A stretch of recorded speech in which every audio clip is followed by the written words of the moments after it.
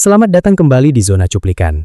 Pada video kali ini, kita akan membahas alur cerita dari film aksi yang menegangkan. Film ini mengisahkan tentang seorang mantan anggota pasukan khusus militer yang baru kembali ke kampung halamannya. Alih-alih menemukan kedamaian, ia mendapati kotanya telah berubah drastis dan dikuasai oleh kejahatan, korupsi, serta obat-obatan terlarang. Merasa terpanggil, pria ini akhirnya memutuskan untuk mengambil tindakan sendiri dan membersihkan kotanya dari para penjahat. Pastikan kalian menekan tombol like dan subscribe sebelum kita mulai. Mari kita langsung masuk ke ceritanya. Film ini dimulai dengan seorang mantan pasukan khusus Angkatan Darat Amerika Serikat bernama Chris yang baru saja kembali ke kampung halamannya di Washington setelah 10 tahun bertugas. Saat perjalanan pulang, ia melewati pabrik kayu terbengkalai. Chris kecewa melihat pabrik yang dulu menjadi tempat mencari pekerjaan itu ditutup. Sheriff setempat kemudian menghampiri dan menyapanya. Ketika mengenali Chris, ia menawarkan tumpangan pulang. Awalnya ditolak, Chris akhirnya masuk ke mobil polisi setelah sheriff mengejeknya. Ia bertemu kembali dengan saudara perempuannya yang kini menjadi paramedis. Ayah dan ibunya menemui Chris yang memberitahu bahwa ia kembali selamanya. Saat makan, Chris berkata sedang mencari pekerjaan di pabrik, namun heran keluarganya tak memberitahunya bahwa pabrik itu ditutup. Ibunya mengklaim tidak ingin memusingkannya ketika ayahnya diberhentikan. Chris lalu berusaha bergaul dengan keponakannya, Pete, namun anak itu bersikap buruk dan pergi tanpa makan malam. Keesokan harinya, saat Chris memperbaiki tangga teras, sahabat SMA-nya bernama Ray mengunjunginya. Ketika Chris menawarkan minuman, Ray menolak, mengatakan ia sedang menghindari alkohol selama 14 bulan. Ray kemudian mengundang Chris bergabung dalam pertandingan sepak bola bersama teman-teman SMA. Jay Hamilton kemudian diperkenalkan. Ia berasal dari keluarga kaya yang dulu menguasai pabrik kayu dan kini memiliki kasino. Teman-teman Jay yang ikut bermain juga merupakan penjaga kasino miliknya. Permainan awalnya berjalan baik. Chris sempat mengamati Pete di dekat bangku penonton bergaul dengan remaja nakal. Hingga akhirnya rekan setim Hamilton melakukan tendangan kasar dan melukai lutut Chris. Pertandingan berakhir baik karena Chris tidak mengkonfrontasinya. Chris dan teman-temannya diundang ke kasino Hamilton. Setelah itu, Chris berpapasan dengan Pete dan memperingatkannya untuk menjauhi teman-temannya, namun Pete hanya tersenyum dan pergi. Malam harinya mereka tiba di kasino Hamilton.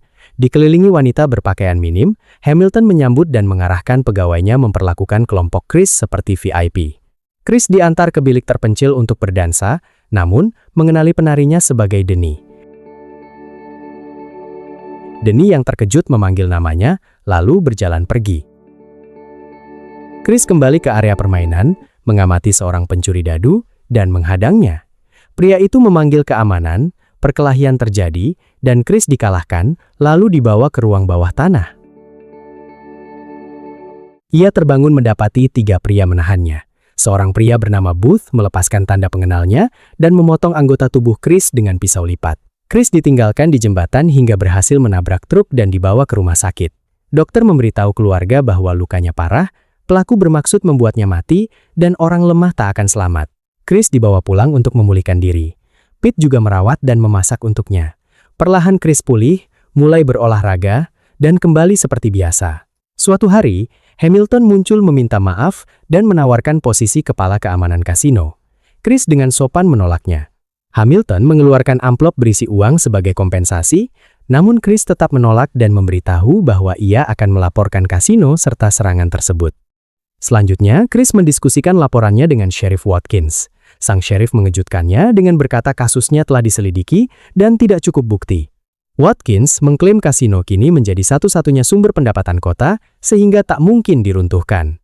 Chris pergi dengan tak berdaya sambil memperingatkan bahwa ia akan mengungkap semuanya. Denny mengunjungi Chris keesokan harinya. Terungkap mereka punya sejarah romantis. Mereka berjalan-jalan membahas betapa bengkoknya kota itu. Setengah bercanda, Denny menyarankannya mencalonkan diri sebagai sheriff. Chris menjawab mungkin ia akan melakukannya. Ketika kembali ke rumah, ibunya mengabarkan bahwa Pete mengalami overdosis. Di rumah sakit, petugas medis mengabarkan nyawa Pete berhasil distabilkan meski kondisinya sangat kritis. Teman-teman Pete yang ketakutan mengakui bahwa merekalah yang mendorong Pete mencoba obat terlarang itu. Dengan amarah memuncak, Chris menuntut nama pemasok barang haram tersebut. Di bawah tekanan, seorang pemuda mengaku mendapatkannya dari penjaga kasino Hamilton. Mengabaikan peringatan orang tuanya untuk tidak bertindak gegabah, Chris pulang mengambil tongkat kayu besar dari truknya, lalu melangkah mantap menuju kasino untuk membuat perhitungan. Sesampainya di dalam kasino, Chris langsung mengamuk menghancurkan mesin judi dan meja permainan, memicu kepanikan pengunjung. Saat preman Hamilton mencoba menghentikannya, Chris dengan mudah mematahkan setiap serangan mereka menggunakan tongkat kayu dan tangan kosong.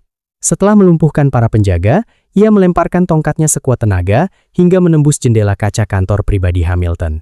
Setelah itu, Chris berjalan keluar ke jalan raya dan menunggu polisi datang untuk menangkapnya.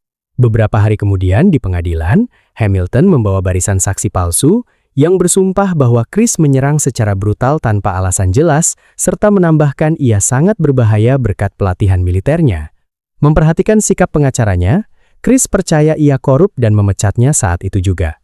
Ia menuntut membela dirinya sendiri. Meski dihalangi hakim, Chris mengingatkan juri tentang kebanggaan kota di masa lalu dan betapa bahayanya kasino tersebut bagi anak muda. Mengabaikan teguran hakim, Chris mengungkapkan niat mencalonkan diri sebagai sheriff untuk memberantas korupsi. Ia lalu menunjukkan bekas luka akibat pukulan preman Jay. Melihat bukti itu, juri menyatakan Chris tidak bersalah dan membebaskannya. Seluruh kota gembira dan mendesaknya maju sebagai sheriff. Singkat cerita, setelah terpilih, Chris menuju kantor polisi. Watkins meyakinkan bahwa setiap deputi adalah orang setia. Namun, Chris mengumumkan bahwa mereka semua dipecat. Saat Hamilton mengendarai Porsche-nya, Chris menghentikannya. Hamilton mencoba menyuap dan mengejek otoritas baru. Sebagai balasan, Chris menghancurkan lampu belakangnya. Chris lalu mengundang Ray menjadi wakil perwira. Meski awalnya menolak karena masa lalu kecanduannya, Ray setuju setelah Chris meyakinkan bahwa ia butuh bantuan membongkar kerajaan ilegal Hamilton. Mereka berdua menghancurkan kerajaan itu perlahan. Mengetahui kualitas obat sangat tinggi, Ray menyimpulkan itu diproduksi di sebuah pabrik, namun mereka harus melacak pemasoknya. Jejak membawa mereka ke Booth. Mereka menangkapnya dan membongkar truk pick-up miliknya, namun Booth tetap menolak buka mulut dan memperingatkan mereka akan celaka. Chris menawarkan senapan pada ayahnya untuk keamanan. Di stasiun, Chris mendesak Ray mengawasi rumahnya karena Hamilton pasti melawan.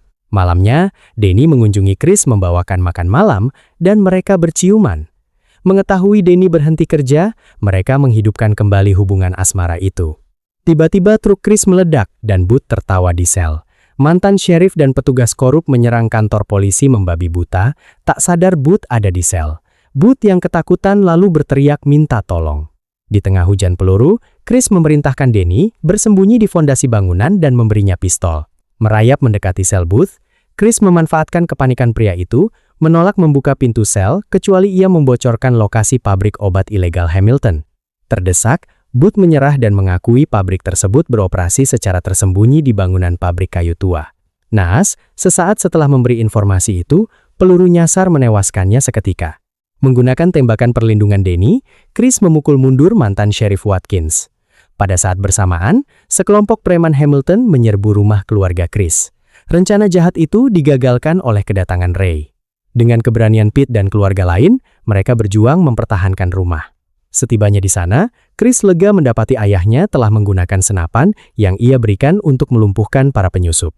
Setelah memastikan keluarganya aman, Chris segera memacu mobilnya menuju pabrik kayu tua. Menyelinap masuk, ia menemukan sebuah laboratorium obat ilegal berskala raksasa dengan peralatan lengkap. Menelusuri lebih dalam lorong remang-remang itu, ia mendapati Hamilton sudah menunggunya. Saat Chris mencoba menangkapnya, Hamilton dengan licik mengaktifkan pintu jebakan di bawah kaki Chris. Terperosok, Chris hampir terjatuh ke jurang namun berhasil bergelantungan di pinggiran logam. Dengan satu hentakan kuat, Chris menarik tubuhnya naik, meraih kaki Hamilton, dan menyeret pria licik itu, sehingga mereka berdua terjatuh berguling-guling ke area bawah tanah dari fasilitas tersebut. Dalam kekacauan jatuhnya mereka, Hamilton berhasil melukai kaki Chris dengan sangat parah menggunakan sebuah balok keras. Dengan langkah terpincang-pincang menahan rasa sakit, Chris terpaksa melarikan diri ke area hutan lebat di sekitar pabrik. Hamilton yang dirasuki amarah mematikan terus mengejarnya sambil mengayunkan sebuah kapak yang tajam. Menyadari ia tidak akan bisa terus berlari dalam kondisi seperti itu, Chris bersembunyi di balik semak-semak.